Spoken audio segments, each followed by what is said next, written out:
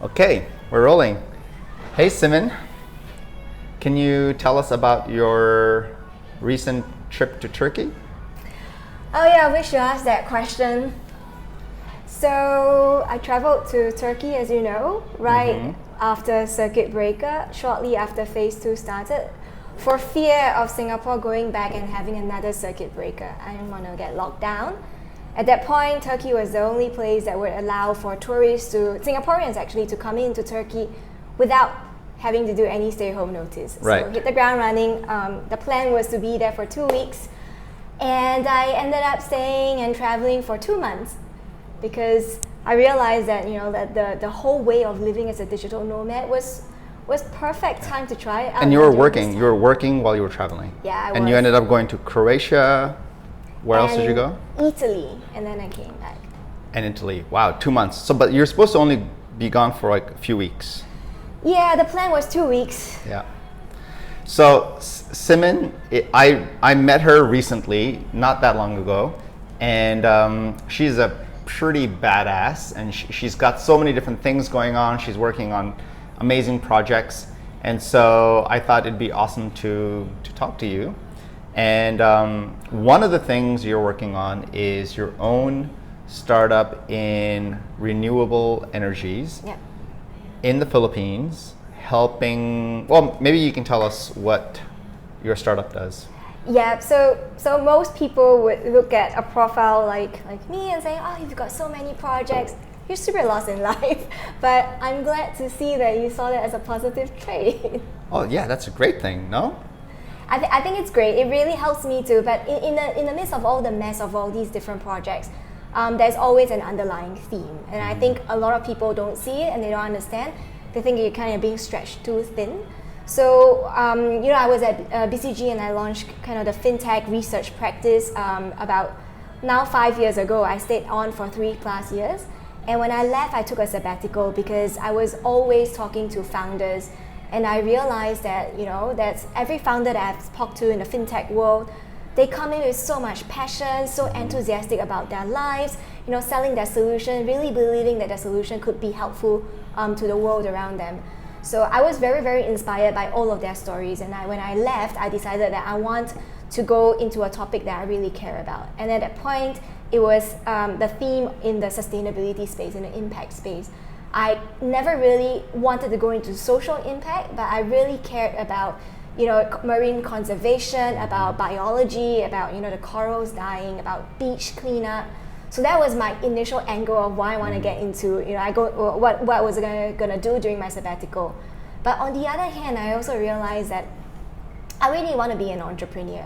I want to be able to do things that are meaningful for me, but also be able to shift the business in a way that I could personally be aligned, my values are aligned with. So I believe that entrepreneurship is one of the only way to be able to do that in the modern rat race that we're in. So when I came back from my sabbatical, I started 2 things. I got into an accelerator program called Youth Sustainable Impact. Here in Singapore? Here in Singapore.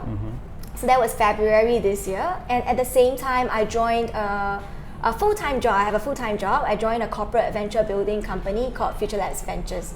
That's where Harry was working. That was where Harry was working. And that's where you met Harry. That's where I met Harry. Gotcha, okay. And that's how I got to know Draper as well. Right, okay, yep. Yeah. So the theme for me has been sustainability, impact, but also entrepreneurship, which is why corporate venture building and all the projects I've taken on these days are all focused on venturing and also all focused on launching ventures. So having nothing, bringing it from 0 to 1 is a space that I think in at least the next 3 to 5 years what I'm really interested in. Of course, all of those helped me with my own startup, which was the impact startup we talked about. So we're called Light of Hope. We operate in the Philippines. We use solar energy to bring energy access into families or homes of families who are living off the grid. But more than that, during COVID, we realized that electricity is not enough. Actually, you need to bring in Wi-Fi connectivity to the house. Now with education moving online, with schools and work moving online as well. So after going down that path, we pivoted a little bit as well because we've got clients who are extremely interested in funding that idea. And one of them said, why don't you allow people to make a living off that? So we then tweak our proposition to be able to allow the family to resell energy through, like, so for example, somebody could come to your house, charge their mobile phone, and you charge them 5 pesos. So how this would work before COVID was that if I don't have electricity in my home, I have to walk or drive or go down 3 kilometers down to somewhere with power source, pay someone, charge for 5 peso for an hour, and then pick it up. But during COVID, you can't do that. You can't go somewhere, leave your phone for an hour, and then go back and pick it up. It was just all not allowed. So we believe that there is a huge value proposition for bringing that directly into the community without electricity. But at the same time, we also have got Wi-Fi, the access module, where we allow the users to resell Wi-Fi. So you could actually operate an internet cafe from your house. So we launched that about a month ago, 2 prototypes to tests. And one of the things that people keep coming back to us was, these are poor people, like they won't be willing to pay. And one of the things that we managed to validate over the course of the month was that people were very willing to pay for absolute essential utilities in your house. So are these like hardware boxes? Can you tell us what the actual product is? Yeah, so the product that will be launched and hosted in the house is probably about this size. Pretty much something that you can hold your palm and run away. There's a typhoon, right? Run away with it. But the thing that is quite big and bulky is a solar panel that is hosted at the top of the roof. So what you have is a unit inside the house with USB output ports that you could charge, and also it's connected to a router. And the router, of course, is the one that provides the internet access. So a user is able to just generate a voucher on a software on their mobile, and send the voucher code to whoever wants to purchase Wi-Fi. Gotcha. Okay, so deconstructing the device, there's a solar panel, right? So electricity from the sun, and then that goes into a box in the house, which I guess takes the energy and stores the energy, and then the output is electricity for charging devices like your mobile phone or maybe smaller devices, other smaller devices. And then it's connected, so there's a router which is separate, or is that part of the box also? The router is a detachable part of the box. So you could decide to just start with the energy proposition if it is less affordable and you don't really need Wi-Fi. And you could decide to upgrade yourself at a point where maybe you could afford the Wi-Fi access point. So the Wi-Fi is sort of like an optional secondary product, which if you want access to the router, then you need to have connections to the mobile service provider. So that's a bit more, that's a different service, but you're focusing mainly on electricity through solar in remote places. Yes, Gotcha. Exactly. And how much does this whole apparatus cost? So right now, to produce the box is costing us, and then we buy the parts and we build it in-house, it's about $100 just on materials costs and production costs. So is that including the solar panel? Yes. So the whole unit, solar panel, the box, $100 to produce it, and you produce it. Where do you produce that? My co-founder is based in the Philippines, and he's pretty much a tinkerer. I call him. He likes to tinker with stuff.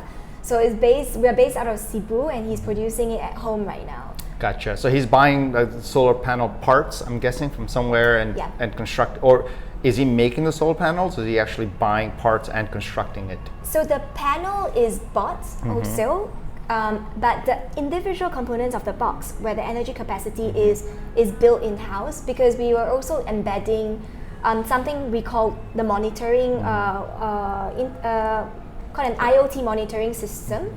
One of the reasons why we decided to do that was because to fix and repair a unit remotely, it's actually really expensive, especially for communities who are very far-flung. Right. So we've decided to build in a monitoring system in order to allow it to talk to us. So we know when the unit is down, we know how to troubleshoot it, we know when the battery life is starting to not be able to perform.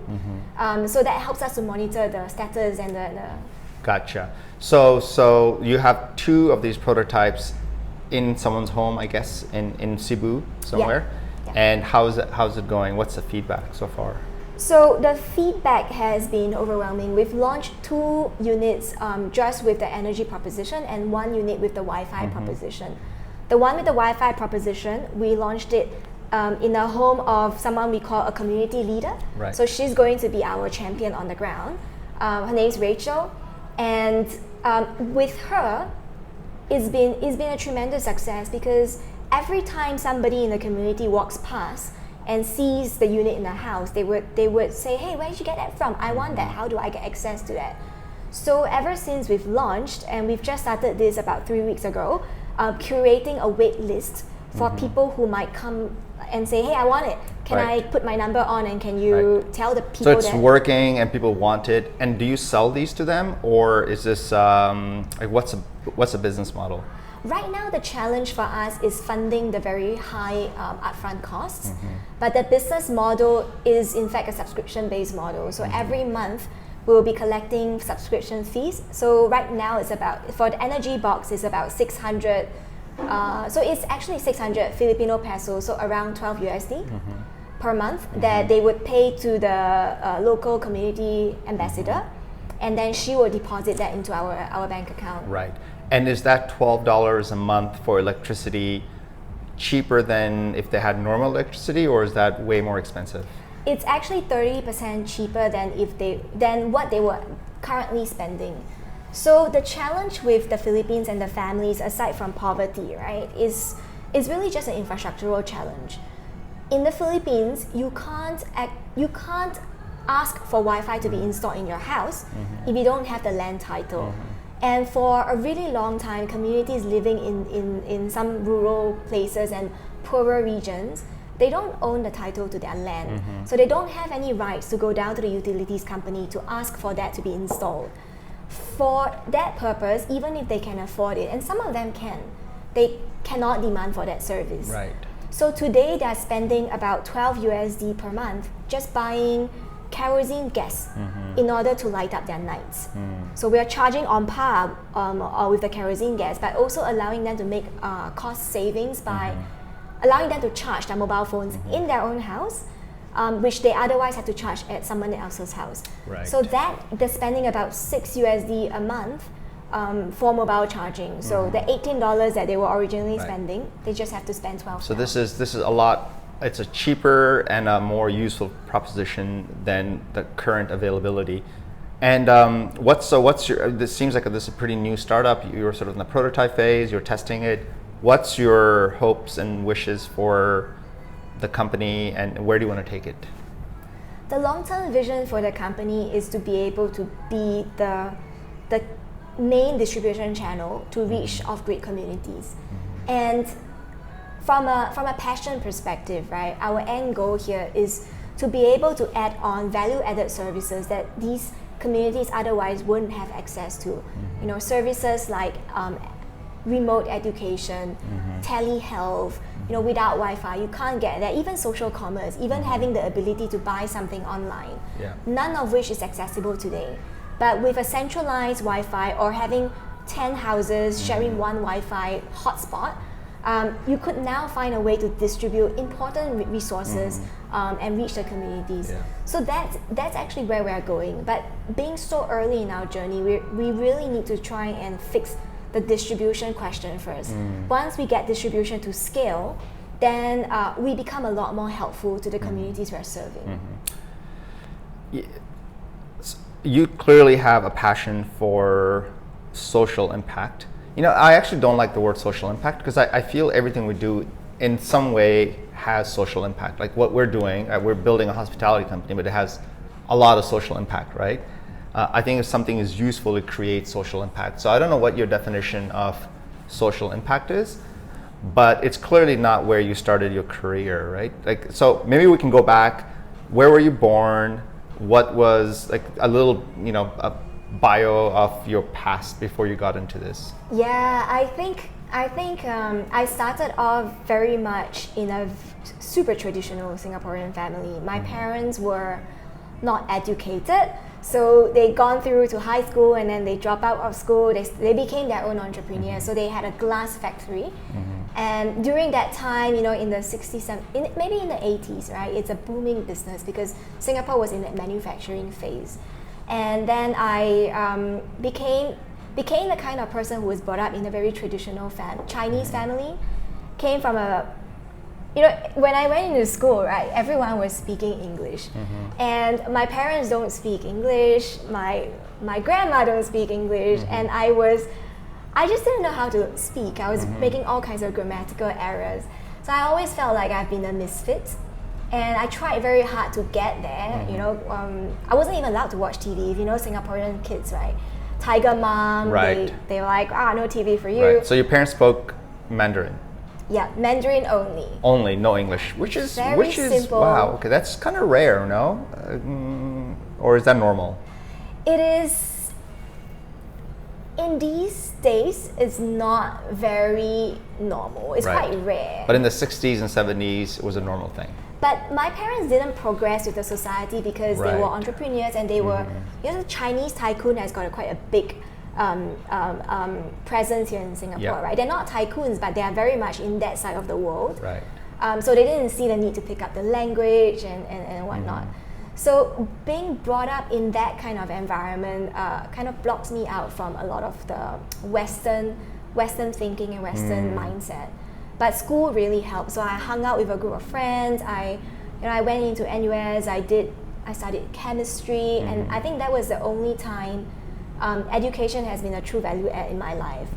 You know, I never really studied super hard, but then when I get into NUS, it's like you either graduate with a lousy grades and you never get anywhere, or you know, do super well. So I did chemistry. I didn't like it.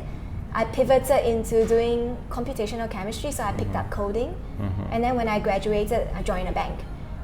But that's okay. So that's okay. Can you maybe explain, like, how did you go from studying chemistry? So so you're born in Singapore to a family that was in business, making glass. Did it have a glass factory or? Yeah. And then so you were first generation going to NUS, studying chemistry. Then you come out and then you join a bank. How did that happen? Well, one thing that's good about living with parents who are entrepreneurs, they don't actively take a big role in making your decisions. So I get to make a lot of my own decisions. The decision for joining a bank was actually very opportunistic. So you know the COO who dropped by recently? Yeah, from OCBC, from right? OCBC Bank. He was my first boss.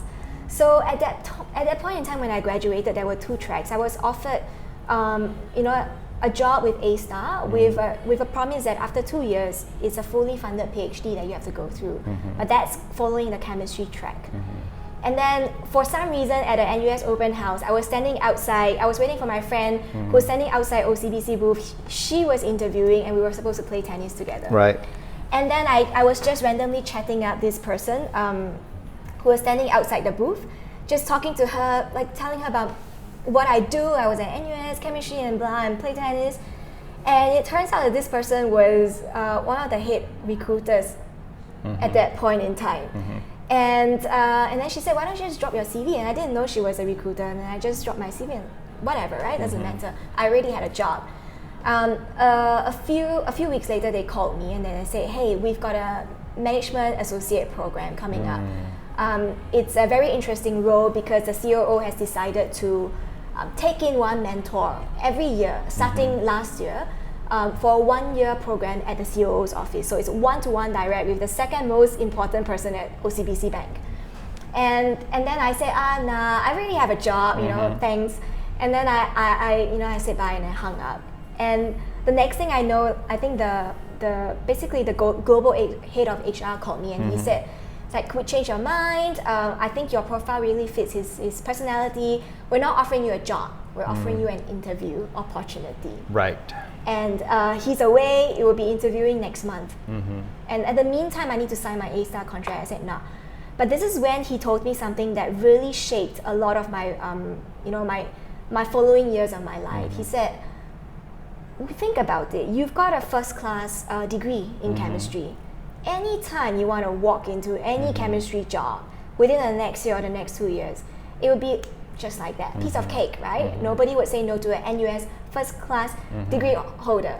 But he said, how often would you find that you can chance upon an opportunity to work directly for a COO in one of the largest banks in Singapore? Yeah. Which is, I mean, sounds like an amazing opportunity, right? It was a steep learning curve. It was an amazing opportunity. But what do you think it was about you, your profile, that he was so keen on getting you on board to be his, I guess, the CEO's office, so you'd be like his chief of staff almost, right?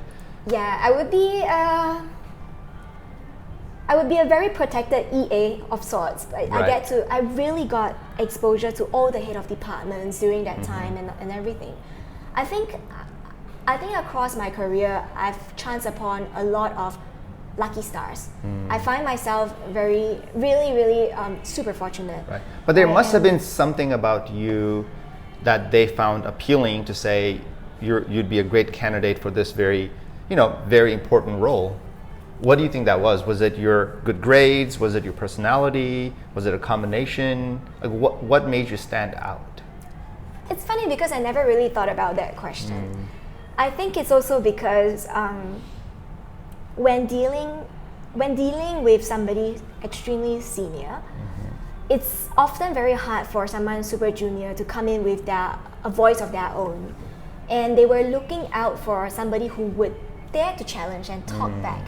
And even if you get into trouble, even if you get into, like even if someone decides to blacklist you, you would still want to voice out because you want your voice to be heard and you actually have an opinion.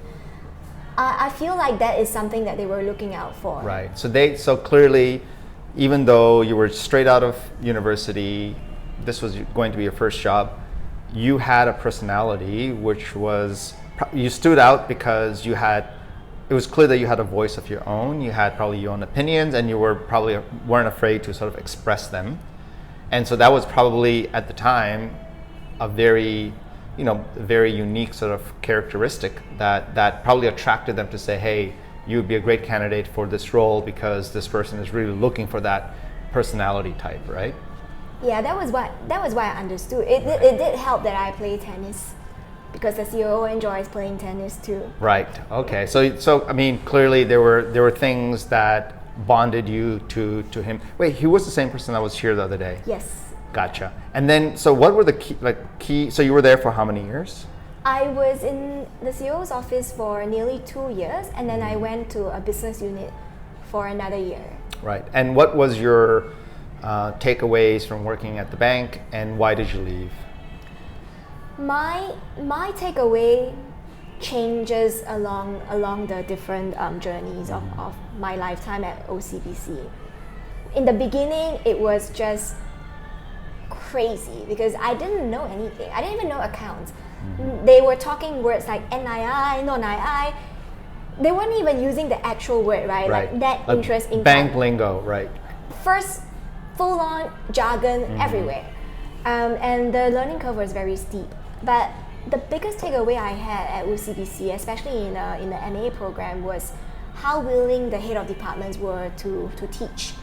So I liaised with the head of departments to get things done for the COO, even board meetings, even before earning calls, we have to prep to make sure the materials are there. I have to read through the materials, and if something didn't make sense, the COO would ask me. And then I couldn't say, I don't know the answer, give me 2 hours, I'll get the answer for you, right? Yeah. So because of the way because of the time crunch, because of the way the calendars are, I almost need to be the one answerable, which means that the HODs are very willing to help me so that they don't have to get the end brunt of things as well. So it's very collaborative. Right. And but clearly you did a great job because you're still in very good relationships, seems like, with your first boss, right? So that's a good sign. And then why did you leave the bank, and what did you end up doing afterwards? I had a really good boss after that first boss, and till today he's still one of the biggest mentors in my life. And I was in the CFS finance, so I was doing a finance role, a business performance role.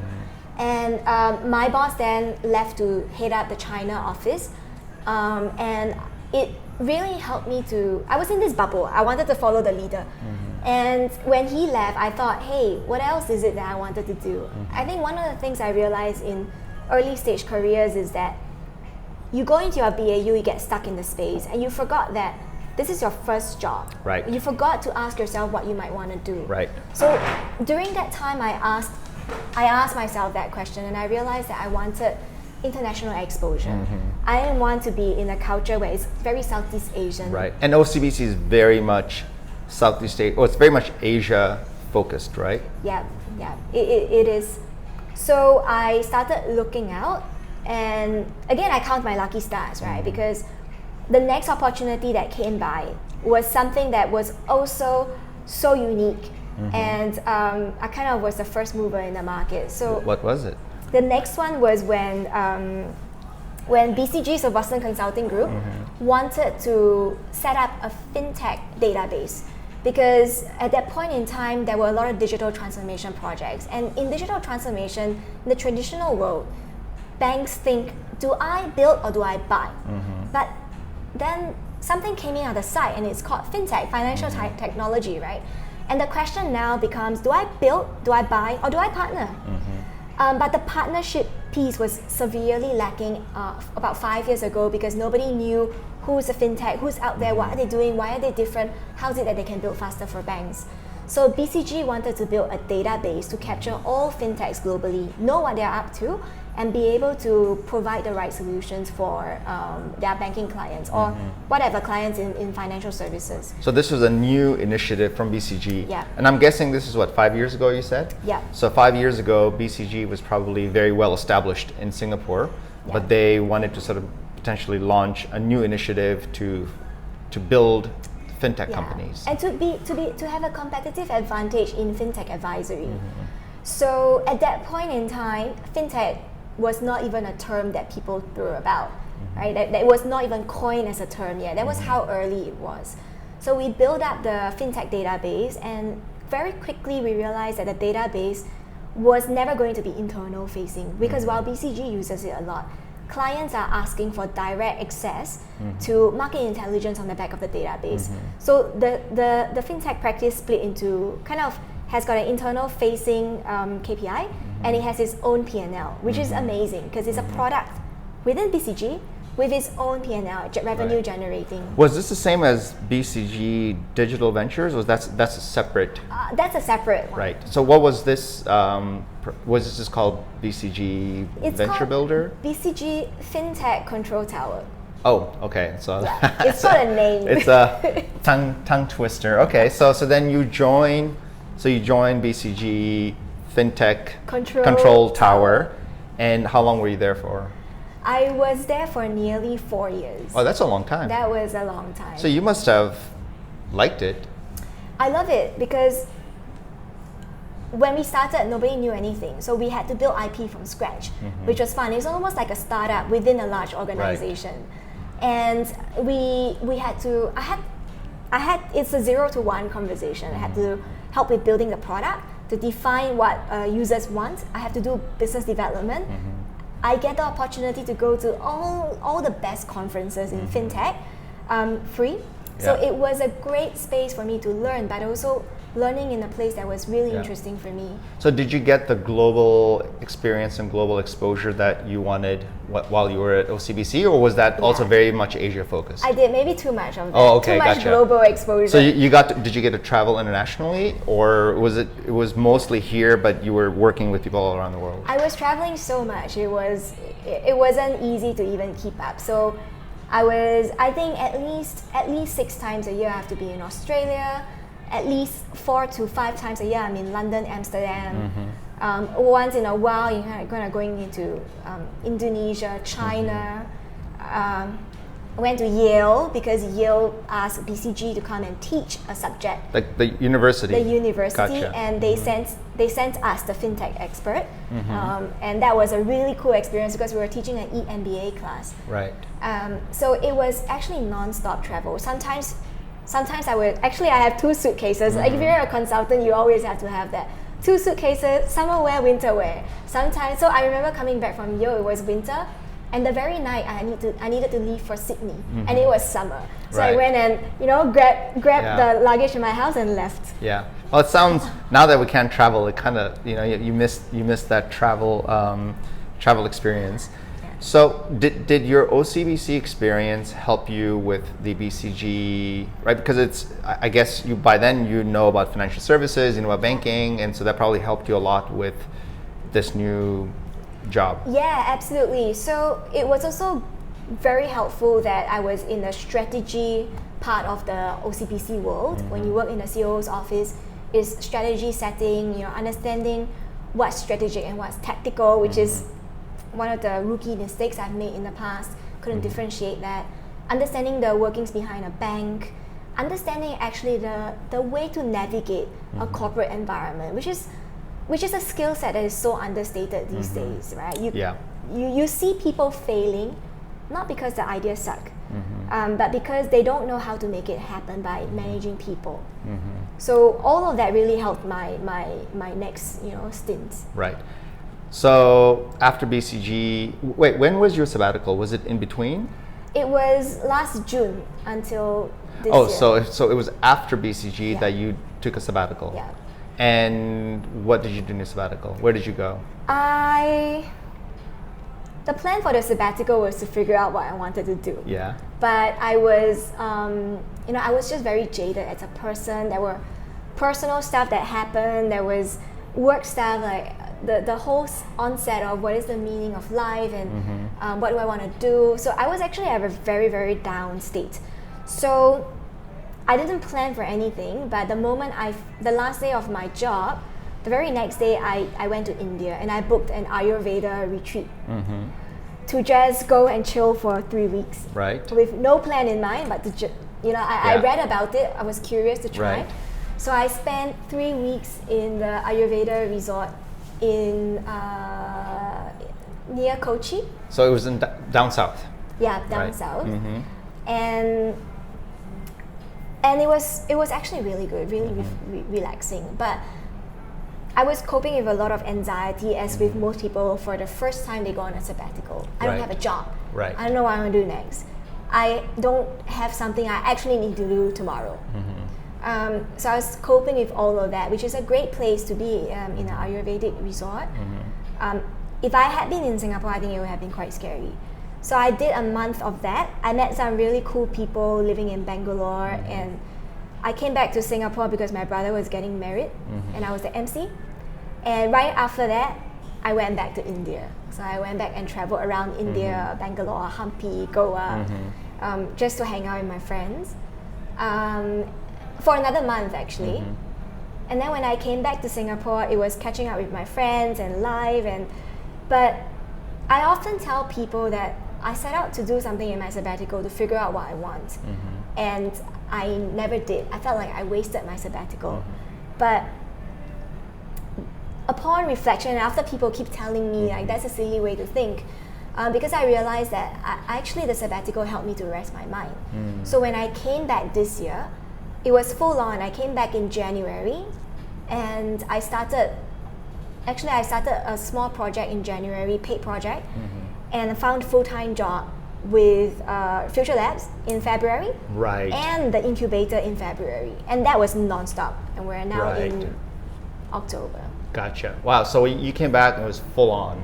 Full on. But you know what? It's interesting that you were saying that during a sabbatical you felt that you were maybe in a way like wasting your time or not being productive or useful, which is when I went backpacking, that's how in the beginning, that's how I felt. I felt that, hey, I'm kind of like wasting my time, but once it clicked in my mind that this is exactly what I should be doing, is like traveling, learning, experiencing new things, that I'm so fortunate to be able to just do that is not a waste of time. And so in the beginning when I was traveling, people would ask me, why are you doing this? And I would say, oh, well, I'm burnt out and I want to take a break and figure things out and do a bit of soul searching. But then after a few months, people would ask me, why are you doing this? And I would say, well, because I just want to go see cool places and go eat some amazing food, and that's it. And then when I told myself that, it really helped me sort of align that it's not a waste of time. because our notion of waste of time is so much like, if you're not like, working on the email 8 hours a day, 10 hours a day, then you're like not being productive and wasting your time, which is not the case, right? I fully agree, because we have an addiction to keeping our minds busy so that we don't have to worry about anything else, in the periphery. Right. And so during that time, I've gotten more in touch with the philosophy of things, right? And the pursuit of happiness. But I realized that the whole frame of I have to be super busy so that I can prove that I'm a productive person is a form of addiction. An addiction that takes you away from the things that really matters, right? Right. Why are you busy? Why do you want to be busy? Why do you want to be busy with the things that you're busy with?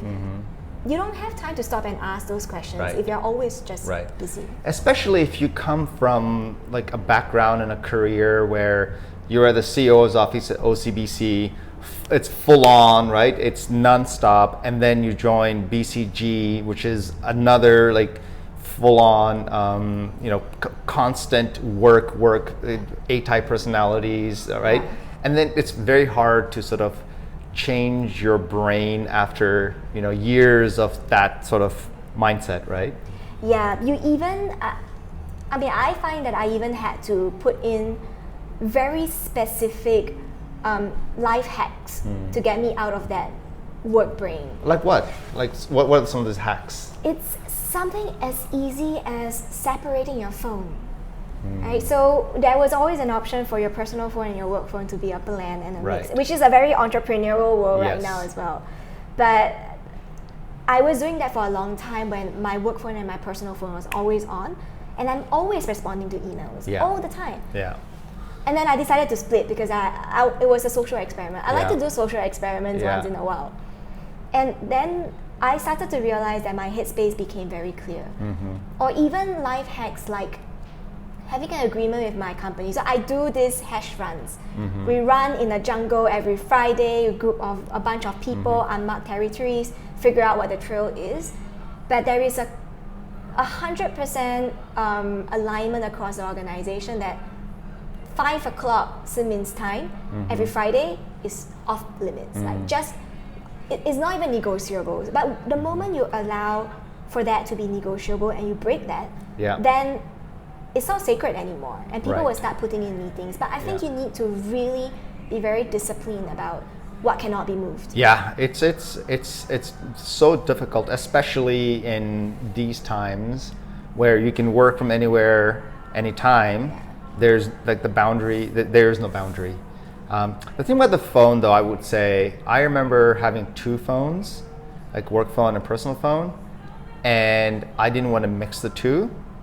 But carrying 2 phones, like a BlackBerry and an iPhone, was just like, after a while, you're like, why am I carrying? It's in your pocket. You go for lunch, you put a phone. It just seemed like such a ridiculous thing to do, and so I gave in and like put everything in one phone. But but you're right. Like, it's good to have life hacks to. When you're an entrepreneur, my mindset's changed. When you're an entrepreneur, you knew at the onset that your work is your passion and your work's your life as well. You really want this to take off. And then the merging of the two becomes a sacrifice that you make because it was what you want. Right. But when it comes to corporate job and your own personal life, you're working for someone else. And I think I wasn't as willing to make that sacrifice, to let that be my headspace all the time. Right. So your transition from working at a big company to then doing your own thing is pretty recent, it seems, right? Yeah. And how are you? Like, how's that transition been? I actually like it, even though you see me working on weekends. Yeah, you're always working. But I actually really like it because in the beginning of the years of being a small startup, you are your everything. I had to write my own contracts, my own leasing agreement. I had to be my own consultant. A lot of things I didn't think that I have to do, and I never ever did. You have to do everything. In a large corporate, you have to do it now. Yeah, you probably have to learn how to make solar panels and figure out how the box works, right? Or at least you have to sort of like look into how it works. Yeah, I had to research what's the unit price, what's the trends for solar panel, Right. and all of that stuff. There's a lot of learning, but a lot of those are primarily related to your work. It's a 1 degree of separation. But the things that I didn't expect that I have to do, incorporating a company in the Philippines. Oh my God, that's a nightmare. It is a nightmare. Shareholders agreement. Applying for grants. Applying for grants across a diverse, different kind of, grant providers. Right. And Oh, requirements. that sounds like a pain. The whole grant process is insane, Yeah. right? I spent a lot of time in admin is what I would say. Yeah. And admin that I tend to only do on a weekend. Right. So it's you and your co-founder. There's 2 of you. We just hired a CTO. Gotcha. So there's 3 of you. And what's your so your hope for? By the way, your company is called Hope for Life. Hope Light- of Life. No, Light of Hope. Light of Hope. And your ambition with the company is you wanted to become sort of a delivery mechanism for not just energy, but for education, for access to things that will make people's lives better, right? So as a Yeah. delivery mechanism, which is great. And how are you, has the journey so far been pretty good, or are you feeling a bit of angst, like things are not going the right way? I think we again have been very, very fortunate. COVID hit a lot of companies very hard, but COVID brought out the value proposition of our company. We almost don't have to sell the story of what problem we're trying to fix, because the moment we shut off electricity, everybody could relate to that problem. So it's been a good journey so far, and I've always double-hatted. I think the problem with us is the lack of putting time into the startup. Yeah. The biggest problem we had in the last 2 months prior to this was that Cebu was in lockdown. We can't deploy, we can't reach the communities, and it went better, and then it went back into lockdown. Right. So it's been quite challenging on that front, but that also gives us time to pivot on our models. Right. The big challenges I have right now as a full-time founder is then realizing that now I've got 80% more time. I want to have 80% more outcome. Right. And it's a terrible mindset to have, Right. right? 'Cause it doesn't work that way. Yeah, I know. It's not really that cookie cutter of a formula, right? But it sounds like you're coping well with the situation, and seems like you're still pretty passionate about the project and the mission of the company. Are you still at Future Labs, or did you? I know I've exited. I Right. left Future Labs. Right. And so what is Future Labs? Because I keep hearing about Future Labs, and I know Harry was at Future. Like, what is Future Labs? What is that? So we keep talking about Harry. So to caveat, Harry is this Yeah. unicorn character that once upon a time stayed at Draper. Yes. And Yes. Harry is also my existing boyfriend. We're having a long distance relationship. He's in Canada. Went and joined the evil side, McKinsey. But really, really having a great time. And I think he's really enjoying it. But before McKinsey for him and before here, we were both at Future Labs Ventures, which is a corporate venture builder. So venture builders are people who would build startups and build ventures. Corporate venture builder, because we would build these startups for large corporates.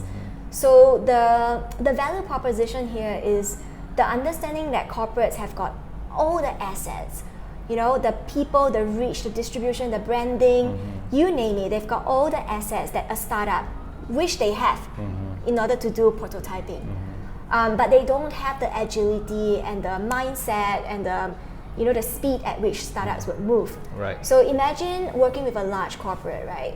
If you are doing a project, this high commitment project, everybody in the C-suite level is backing you, but you know that you can fail. You can fail in a year. You have money to last you for 2 years, and then you can ask for more. But in the world of startup, you have a runway. The moment you're done with your runway, you figure it out.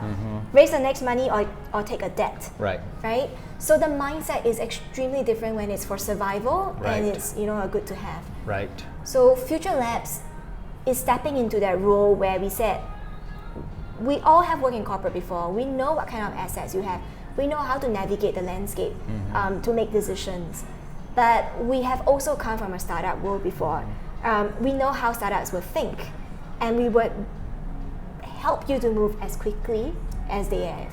Gotcha. So helping corporates with certain, I suppose, building certain products or certain projects, but doing it sort of outside of the environment to sort of fast track it and do it in a more sort of lean methodology kind of a way. And you're also, you mentioned you joined an incubator or an accelerator? I did. I joined an incubator, which is in like earlier this year. Yeah.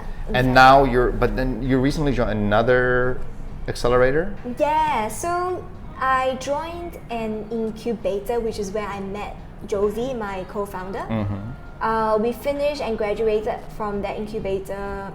It was a very pre-seed kind of thing, right? It's just matchmaking. And, right, so it's like idea stage, gotcha. So the reason I'm asking is because I always get confused. It's like there's accelerators, there's incubators, there's corporate venture builders, there's startup studios. What's your, do you kind of know how to sort of explain the landscape? I've actually done this study before. So if we start with the incubator side of things, I would actually group incubators, accelerators, and corporate venture builder pretty much in generally the same camp. The difference between incubator and accelerator is quite easy. They bring in other founders and they said, let me help you to create an idea or accelerate an idea. So incubator are the ones who would help you to seed the idea. So it's very early stage. Very early. Right. And accelerator tend to look at founders who already have got an idea. It's kind of taking traction. It's very early. Let me help you to accelerate that. Gotcha. Scale it a little bit. So maybe seed to A or A to B, that kind of model. So the skill sets and the classes and the mindset that you bring into this group of stages of companies is actually very, very significantly different. Right. So when you had, when you were trying to figure out what to do, and you had maybe a little bit of a direction, but maybe not, you were in this incubator, that's where you met your co-founder, and then you guys chanced upon this idea of doing Light of Hope. And then you went out there, you built some prototypes, you got some customers, and now that you have a real business, you're joining an accelerator to fast track this idea into the next phase. Yeah. Gotcha. Okay, so that makes, and then corporate venture builders, can you name some corporate venture builders in Singapore, or like there's like tons? There's actually tons of them. We've got Future Labs being one. BCG Digital Ventures is also another one of the bigger competitor. You've got Mark 49, I think that's the name. Rainmaking has also a corporate venture building arm, even though they also have got what you call a Fintech studio proposition, which is also quite different. So in corporate venture builder, you basically go to a corporate and you said, let me look at your assets and ideate from your assets and your market need and your market niche. So each idea is very specific to each corporate. In a Fintech studio model, you go to 5 corporates and you say, what are your problem statements? And the 5 corporates give you 5, maybe 50 different corporate statements, and you find that 5 of them are aligned. And then you say, okay, now I'm gonna build a startup that solves these 5 problem statements. Will you be the first users? So the corporates would fund for that idea to be created and then eventually do that. Gotcha. Okay. Very interesting. Wow, you've done a lot of stuff in the startup ecosystem, it seems like. I'm trying to cover the different spectrum of things, and I haven't gone so much into the VC space yet. Is that something you want to do? It is something I'm actually actively doing with the fund that Harry has raised. Wait, did he raise another fund? He did. Or is it in process? If I'm not wrong, the fund's closed. Right. But also always open to new funders who might be interested. It's a micro VC, Yeah. and it's he got his friends and to put money in. And only focusing on pre-seed stage Right. companies, typically. Right, idea stage companies. So you're involved with that and working on that. I'm not working on that. I'm one of the members who've contributed to the funds. I'm one of the funders. Okay, that's great. That's fantastic. So you're on the committee, I suppose. You have to look at deals together. That's actually one of the reasons why I joined, because I wanted to look at deals. I wanted to see how founders would pitch, so that I could be a better founder myself. Right. Yeah, that's actually a really good. I think that's a really good way of doing it. I mean, there's never one way of doing it, but I find it interesting, just because that's sort of has been my path. So I was in venture capital, saw thousands of deals, talked to thousands of founders, saw tons of different business models, and that gives you a bit of, it gives you a lot of information and knowledge, so that when you do go and do your own thing, you can sort of like learn from a lot of things that you were exposed to, and vice versa too. Like there's founders who build things and then they become investors because they've exited. Right, but I don't think there is one way is not better than the other, right? It depends on the individual, on the circumstance, the situation, where they're based, where they're located. But I think it's a pretty interesting way of doing it, right? Yeah, I really believe that the only way to learn is to do it. Mm-hmm. You know, sometimes when we go for a jobs interview, and the person say this is a job scope, and I find this a very interesting social studies, right? You would go, okay, I've done this before, I haven't done the rest of these other stuff, so I'm not going to negotiate for what I believe I should be paid. But the fact is that before you ever do any of your other jobs, you've never done that job before. You pretty much get there once you have to do it. Right. So you should always be compensated based on your capability rather than what you've done in the past. Right. So it's always that mindset I took on. That's why in navigating this whole landscape, right, I think the only way to learn is to just get in and have skin in the game. So if I said, Harry, I want to join your due diligence calls, and I look at these startups, but I never really invested my money into making sure this is successful, I think I'll have a lot less incentive to want to make it work. Right. Yeah, that makes a lot of sense, and I think this is a really good time if someone's interested in getting into venture capital or into investments in early stage private companies. There's so many different mechanisms, right? Like micro VCs, which is what like Harry and you guys are doing, which is getting your friends together, putting a fund together. I mean, I think in a way that's sort of a new. I mean, not new, but it's relatively new as a concept that people are doing. And then you have, AngelList, you have rolling funds, you have like so many different ways of getting involved that I think 10 years ago would have not been possible, right? Absolutely.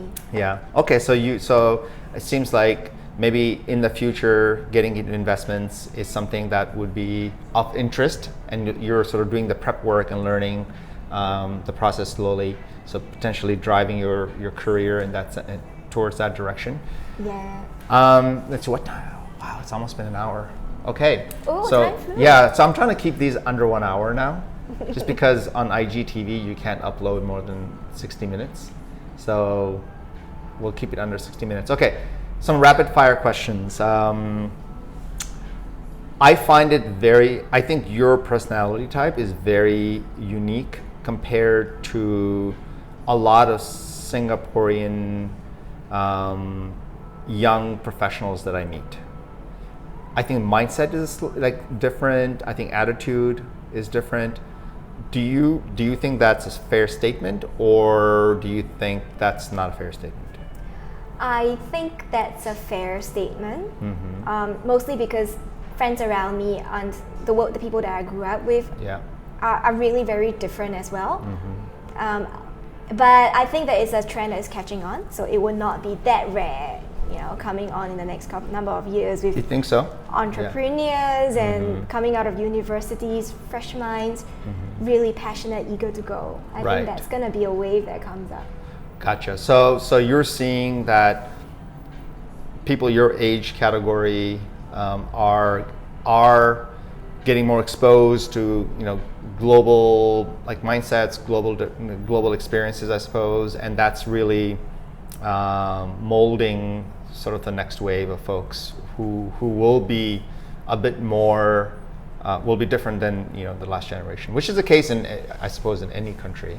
Yeah, and I'm personally hoping that there is this as the world comes to a place where we have so much of everything we need, the basic needs of survival all being checked and fulfilled, there might be a whole calling coming on, right? Okay, what do I actually want to do with life? Yeah. And more people reflecting and more focus on that, and then there'll be a lot of people stepping out and going into exploration again. Yeah, I think that's fascinating because Singapore is looking for, I suppose, the next industry, right? I mean, it was like manufacturing, hardware, semiconductors, to then becoming a financial services sort of hub, to becoming a services economy, to becoming like high tech. But I guess, at least from what I see in the papers and stuff, because of COVID, government's really trying to figure out, okay, what is the next cycle of boom and what industries should they get into? So things like the other day we were speaking to the rocket guys. Like is it space tech? Is it in the future of foods, right? Like cell-based food. Is it like what is the next? So it seems like more and more people will thrive in this exploration phase, right? Exactly. Right. And what advice would you give if you had to go back in time to your 17-year-old self? I would say, don't worry about your grades. Have some fun while you're young. Okay, have fun while you're young. All right, that's a solid advice. And during our conversation, you kept saying, stars aligned, I got lucky, and that, I was just wondering, like, when you look at your life or life in general, how much do you attribute success to luck versus hard work? Like, where do you sit in that spectrum? I think when you put in hard work, you would have a higher probability of making your own luck. But when that doesn't exist, then kind of being dependent on luck, the probability is so much lesser. So I won't say that, I won't discount one over another, but naturally, if you put in all the hard work, when the luck comes, you're ready to take it on. Gotcha. But when you don't, you won't be ready. That sounds like solid analysis. I read into philosophy a lot, maybe that's why. Okay. All right. Well, if you're listening to this, check out Simin's startup, Light of Hope. Yep. Lightofhope ph.org. And we wish you lots of success in your endeavors and in your company, and hopefully we'll chat again. Thank you. I'm sure Draper will be part of my success. Hey, Ecosystem. Happy to help in any way. Thank you.